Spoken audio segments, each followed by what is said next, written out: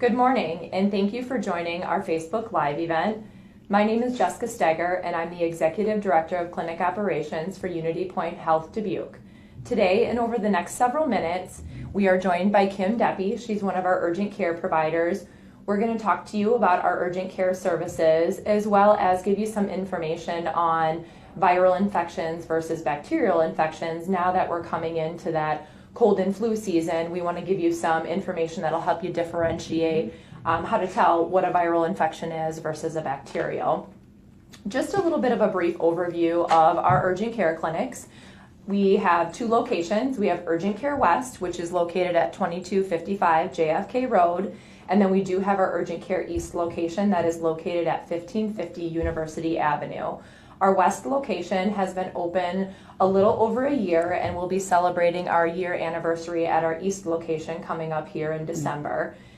Both clinics are open Monday through 365 days a year, 8 a.m. to 8 p.m. Our Urgent Care East location is closed on holidays, and our Urgent Care West is open on all major holidays. You can actually see when you are traveling to one of our clinics, you can see and be able to view the wait times and see how long your wait will be. You need to go and visit our website at www.unitypoint.org. And when you go to our website, you can see how long of a wait that could be expected at each location, and that can drive your decision on which clinic location you'd like to go to. So again, I'd like to introduce Kim Deppe. Again, she is one of our nurse practitioners for our urgent cares. Kim, why don't you give us a little bit of background on yourself? Okay.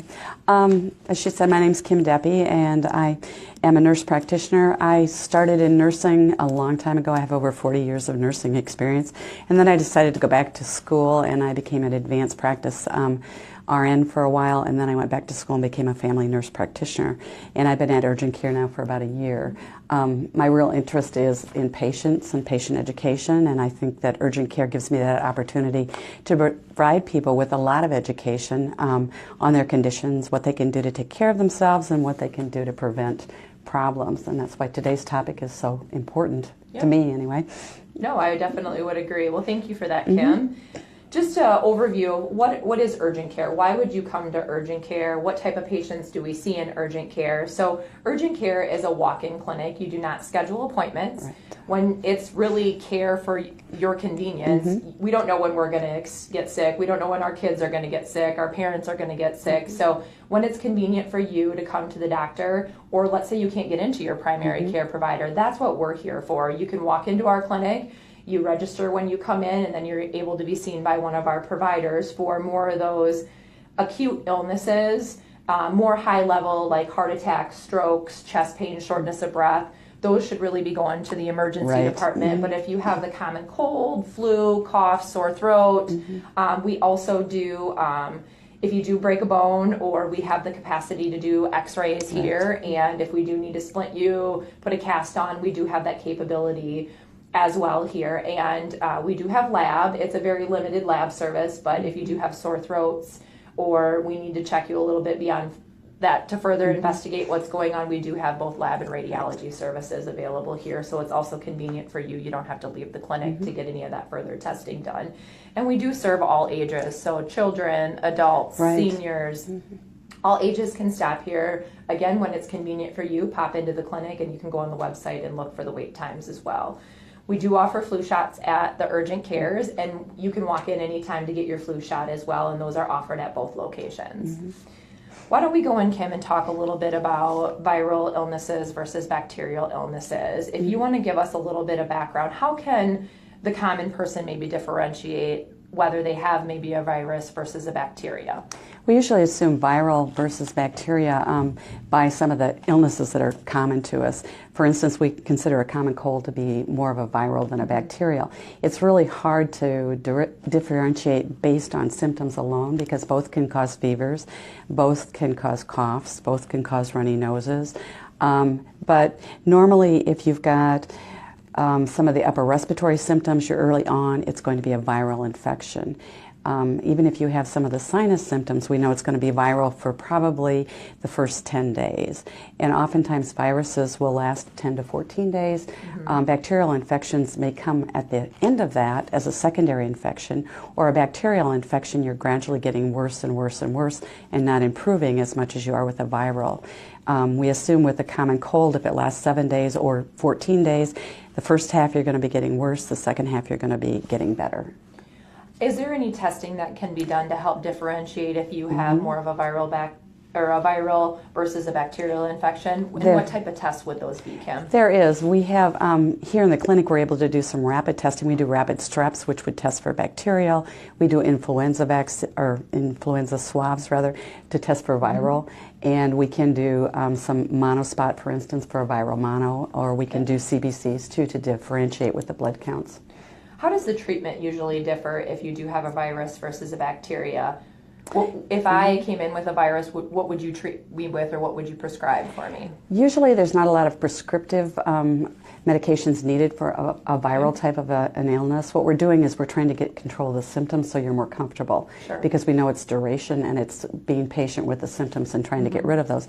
Whereas with a bacterial infection, we're usually treating with an antibiotic.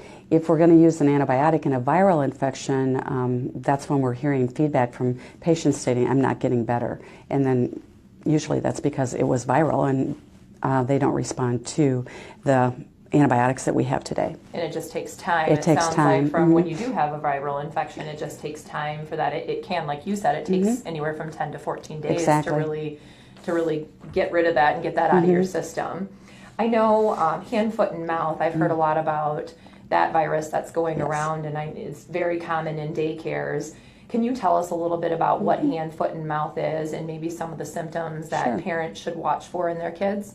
Hand, foot, and mouth, as you said, is prevalent in the daycares and prevalent right now. It's usually in the springs and the falls that we see more of it. Most of the time kids will start out with a kind of a low-grade fever, and then that fever may get a little bit higher, but they have some difficulty with eating because they get sores in the mouth, usually as one of the first signs. They also can get red spots on palms of hands and bottoms of the feet. Some kids complain about pain in the feet. They don't want to get up and walk around just because it hurts so much. But this is a viral infection. It has to run its course. Oftentimes it's 7 days to 14 days again. Most of the time we don't see it in adults, and the assumption is with adults is that we've probably had it at some point in time. And if we don't remember having it, it's because we had just a mild case of it. We get the same thing in daycares with some kids not getting it. Some kids maybe have already had it. It's a Coxsackie virus. It's contagious by droplet and touching things that the kids have coughed on, that type of thing. So hand washing becomes a real important part of it. And hand washing by the daycare providers as well as the kids and parents and families. Good. That's some good information, Kim. Thank you. What are some ways that we can prevent maybe getting sick, especially coming around, like I said, the cold and flu season? What are some ways that we can prevent getting ill? Just plain old hand washing with soap and water is a real important aspect for everybody. And covering our coughs, of course, is important. Here in the clinics, we have masks for people. So if they're coming in thinking that they may have influenza, for instance, we say, kind of turn to your right when you walk in the clinic because there's masks and you can help yourself and put one on. It would be appreciated by everybody.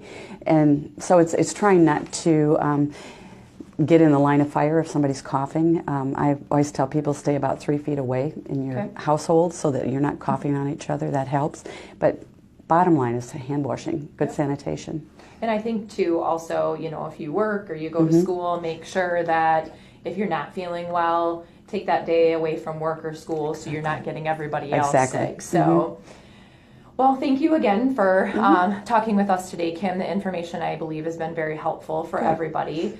And thank you for joining our Facebook Live event. Just a couple of reminders. We do have our walk-in flu clinic at our Piasta location that takes place this Saturday, October 21st from 9 a.m. to noon. And then we do have another walk-in flu clinic that will be taking place in our Cascade location on Saturday, October 28th from 9 a.m. to noon. And again, we do offer walk-in influenza vaccines at both our Urgent Care East and Urgent Care West, so you can walk in anytime and receive those. It's very important that you get yourself as well as your family or anybody that you know vaccinated before this flu season really starts to hit again. So thank you guys very much.